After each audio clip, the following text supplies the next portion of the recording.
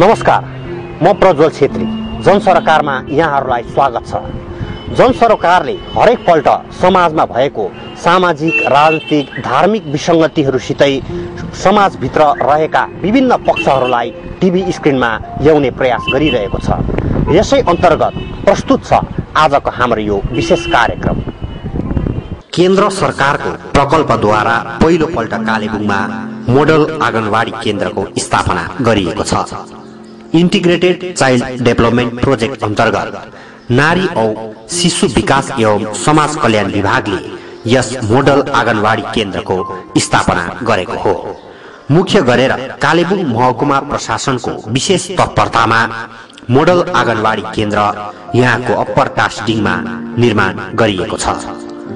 आँगनवाडी केन्द्र नम्बर 21 लाई महकुमा प्रशासनले मोडल केन्द्रको रूपमा छनौट गरेर तयार पारेको हो।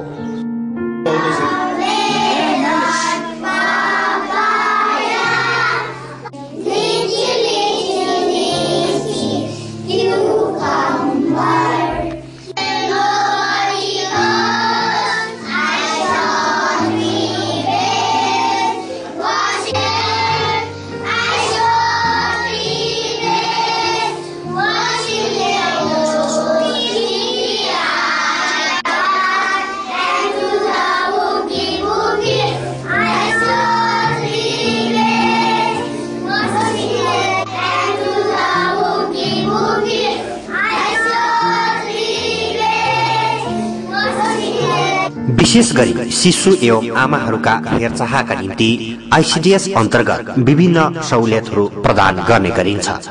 ती केन्द्रहरूमा अब नयाँ पद्धतिद्वारा सञ्चालन गरिने सरकारको योजना छ, जस अन्तर्गत जिल्लामा नै पहिलो पल्ट सरकारले यस किसिमको मोडल केन्द्र तयार पारेको हो, जहाँ नानीहरूका निम्ति अनेकौं सुविधाहरू उपलब्ध रहेको महकुमा अधिकारी के राधिका अय्यरले जानकारी गराएकी छन्।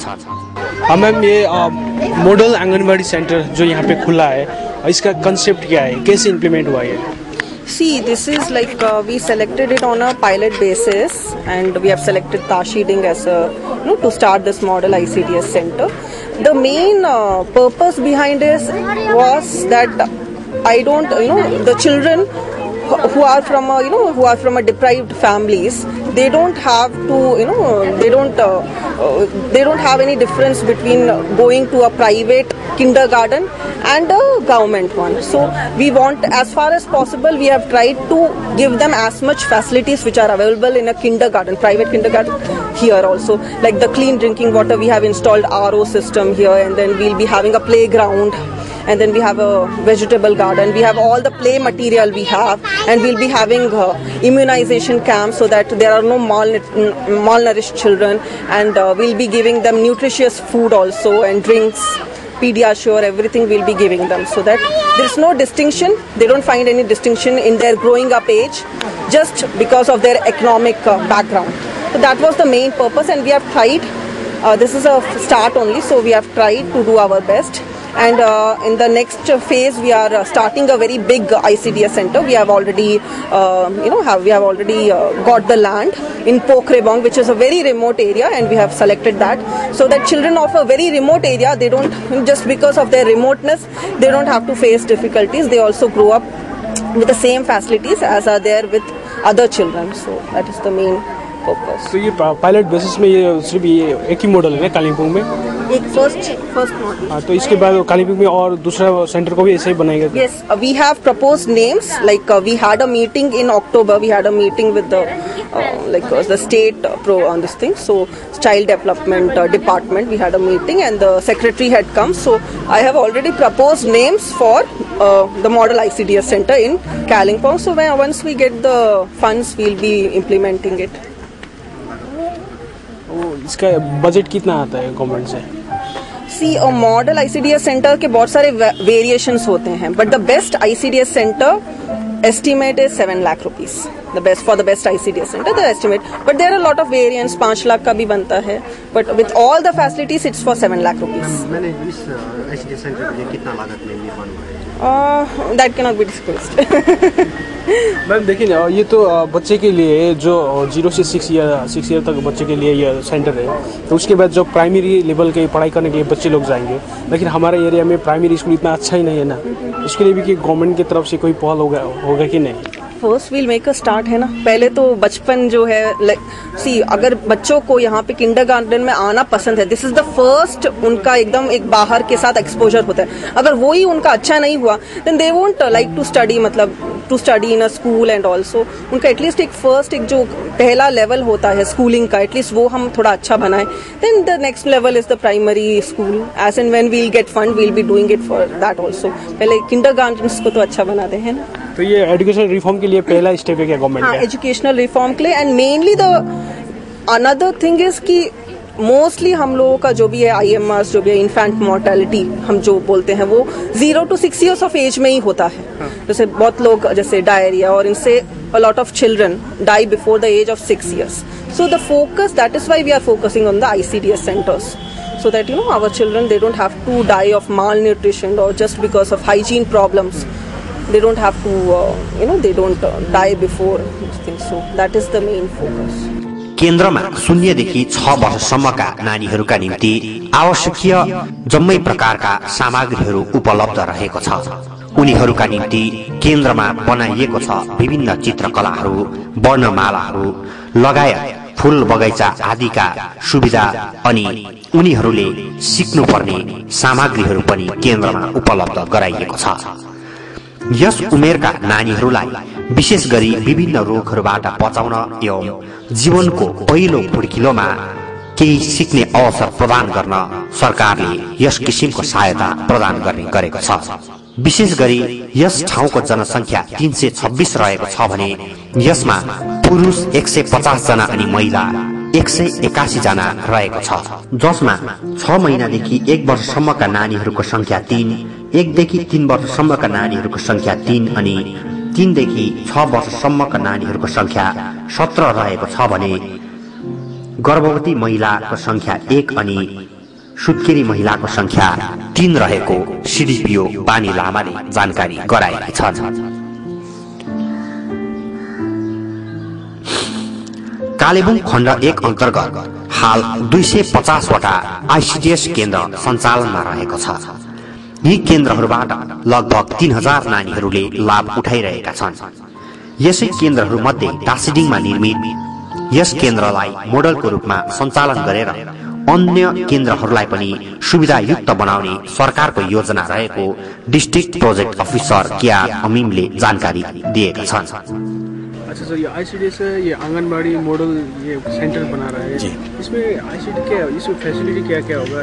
ये फैसिलिटी है मॉडल सेंटर के लिए जो प्री प्राइमरी एजुकेशन प्रोग्राम जो है, जो जिसमें एक बच्चा को language development, social development, emotional development, cognitive development, overall development होता है। क्योंकि अप टू एज पर government rule children will be admitted in primary school at the age of 6 years. So before 6 years, that is from 3 years age to 6 years of age, this is a very vital age period of his man's life. As the 60% of physical development and 80% brain development occurs in this period. So if we give proper opportunity to the children for their learning, and with a very suitable environment, if we provide the pre-primary education to the children, to know their environment, to know themselves, and for their language development, for their social development, for their cognitive development. So it will play a vital role in their later process. That when they will be attaining the age of 6 years and they will be admitting in primary school, this education, this non-formal preschool education program will help them very much.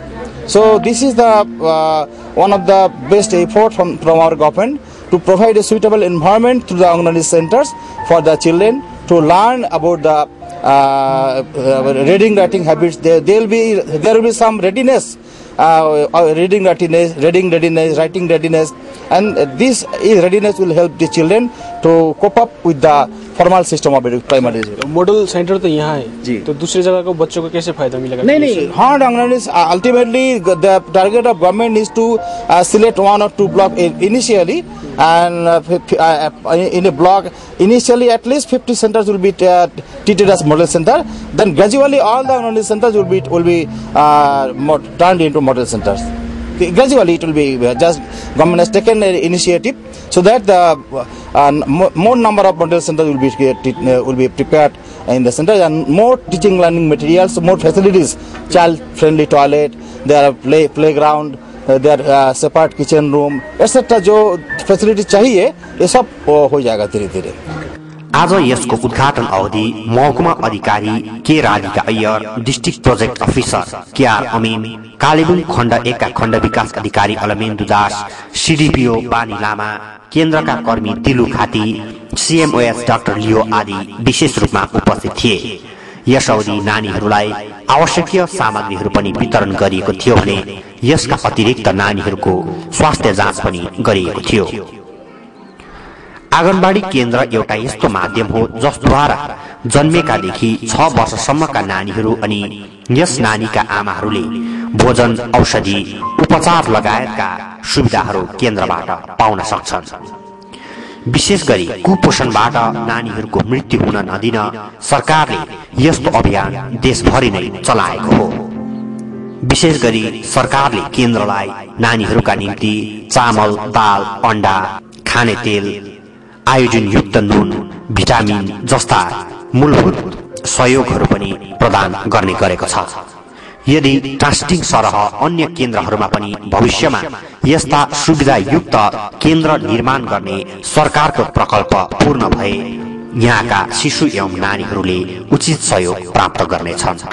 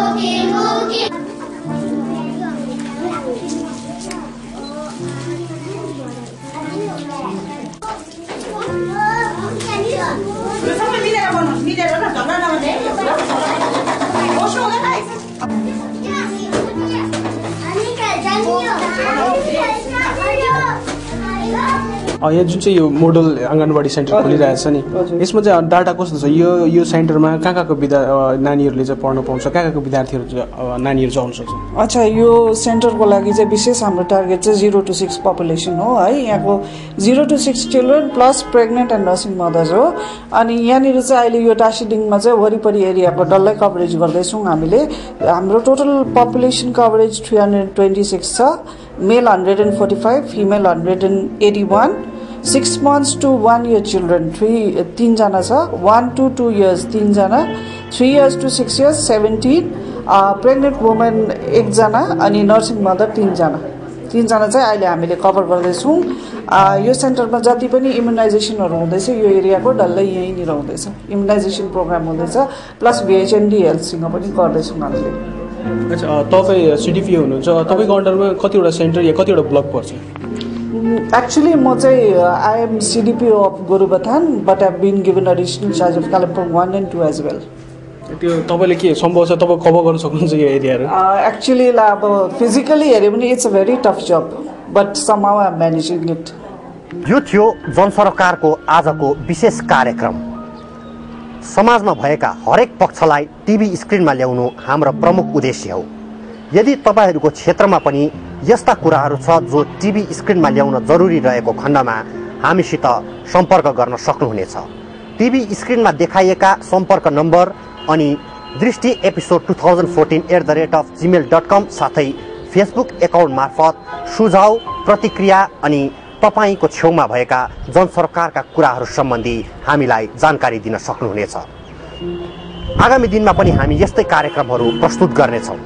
तबसम्मको निम्ति म प्रज्वल छेत्री अनि cameraman छेउङ Yonjan र अविनाश छेत्रीलाई बिदा दिनुहोस्। नमस्कार।